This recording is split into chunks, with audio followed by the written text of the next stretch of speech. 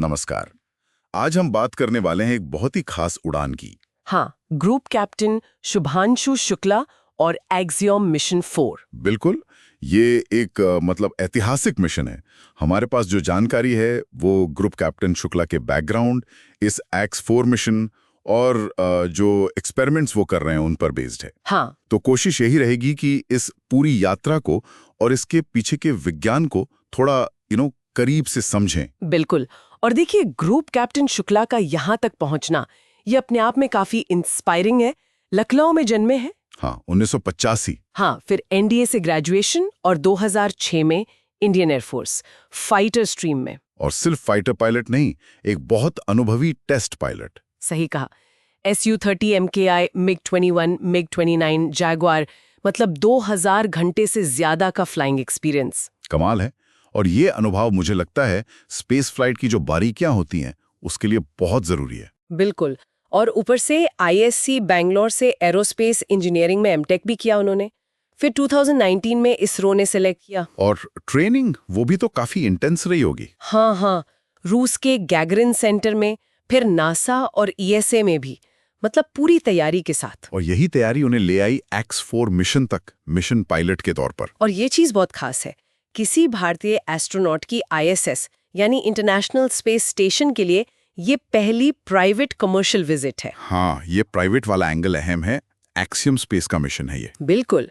25 जून 2025 को लॉन्च हुआ Kennedy space centre से स्पेसएक्स का फैल्कन 9 रॉकेट और क्रू ड्रैगन स्पेसक्राफ्ट, जिसका नाम ग्रेस है। और फिर 26 जून को ISS के साथ डॉकिंग भी सफल रही। हाँ जी, बिल्कुल। उनके साथ कमांडर पैगी विटसन है, जो खुद एक लेजेंड है स्पेस में। हाँ, वेटरन एस्ट्रोनॉट।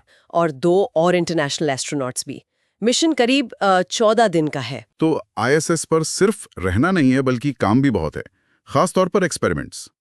ISRO के कुछ 7 प्रयोगों की जिम्मेदारी शुक्ला पर है। हाँ, और ये एक्सपेरिमेंट्स बड़े दिलचस्प है। जैसे एक है मायोजेनेसिस। मायोजेनेसिस, ये क्या चीज है? ये बेसिकली मांसपेशियों से जुड़ा है। माइक्रोग्रेविटी में, मतलब जहाँ गुरुत्वाकर्षण ना के बराबर है, वहाँ मांसपेशियां बहुत तेजी से कमजोर होती हैं। अच्छा। जैसे एस्ट्रोनॉट्स को होता है लंबी यात्राओं पर। हाँ, या धरती पर भी जो लोग लंबे समय तक बिस्तर पर रहते हैं। हाँ, तो इस एक्सपेरिमेंट में देख रहे हैं कि ऐसी कंडीशन में स्टेम सेल्स मांसपेशियों को कैसे रिपेयर कर सकती हैं। ये तो मतलब मेडिकल साइंस के लिए भी काफी काम की चीज हो सकती है। बिल्कुल। धरती पर मस्कुलर डिस्ट्रॉफी जैसी बीमारियों के इलाज में मदद मिल सकती है। और खाने पीने का भी कुछ इंतजाम हो रहा है स्पेस में। मैंने स्प्राउट्स एक्सपेरिमेंट के बारे में पढ़ा था। हाँ, वो भी बड़ा जरूरी है लंबी स्पेस यात्राओं के लिए। इसमें मेथी, मूंग और कुछ और बीजों को स्पेस में अंकुरित कर रहे हैं, उगा रहे हैं। अच्छा। हाँ, ये देखने के लिए कि माइक्रोग्रेविटी और स्पेस रेडिएशन का पौधों के बढ़ने पर, उनके जेनेटिक्स पर, उनके न्यूट्रिशन पर क्या असर पड़ता है। मतलब भविष्य में स्पेस में ही खेती करने की तैयारी। एक तरह से हाँ, कम से कम ताजा खाना उगाने की दिशा में एक कदम। और वो टार्डीग्रेड्स, वो छोटे छोटे वाटर बेयर्स। हाँ, वो कमाल के जीव हैं। उन पर भी एक्सपेरिमेंट हो रहा है कि वो स्पेस के extreme conditions, vacuum, temperature, radiation कैसे झेलते हैं। मतलब कैसे जिंदा रहते हैं। हाँ, और क्या वहां प्रजनन कर पाते हैं, उनके जीन्स कैसे बदलते हैं। इनसे जो सीखेंगे वो शायद लाइफ को बचाने के नए तरीके बता सकता है। कमाल है। और भी कुछ प्रयोग है शायद। हाँ, एक है स्क्रीन डिस्प्ले पर, कि माइक्रोग्रेविटी में स्क्रीन यूज करते वक्त हमारी दिमागी और हाथ की प्रतिक्रियाएं कैसे बदलती हैं। और माइक्रो एल्गी साइनोबैक्टीरिया पर भी स्टडी है, लाइफ सपोर्ट सिस्टम्स के लिए। ये तो काफी सारे प्रयोग हो गए सिर्फ ISRO के। हाँ, और पूरे मिशन में देखें तो 31 देशों के 60 से ज्यादा प्रयोग शामिल हैं। ये दिखाता है कि स्पेस कैसे सबको साथ लाता है। सही कहा। और ऐतिहासिक तौर पर भी ये बहुत बड़ा पल है।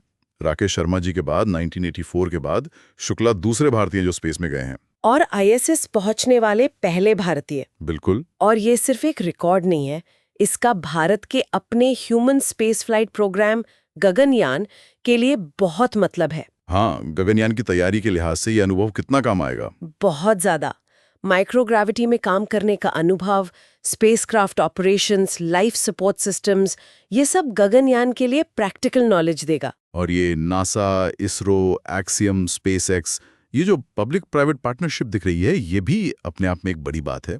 हाँ, ये शायद भविष्य का मॉडल हो सकता है स्पेस एक्सप्लोरेशन के लिए, खासकर जब मिशन ज्यादा कॉम्प्लेक्स और महंगे होते जाएंगे। ग्रुप कैप्टन शुक्ला ने खुद भी लॉन्च से पहले कुछ ऐसा ही कहा था। हाँ, उन्होंने कहा था कि यह अंतर्राष्ट्रीय अंतरिक्ष स्टेशन की मेरी यात्रा की शुरुआत नहीं है, ये भारत के मानव अंतरिक्ष कार्यक्रम की शुरुआत है। बहुत पावरफुल स्टेटमेंट है। बिल्कुल।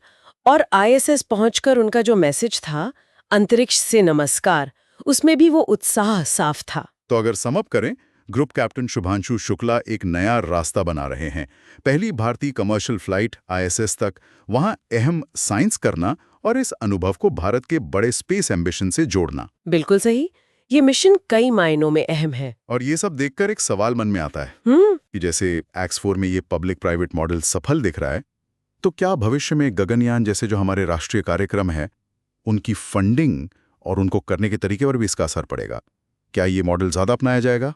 ये वाकई एक सोचने वाली बात है।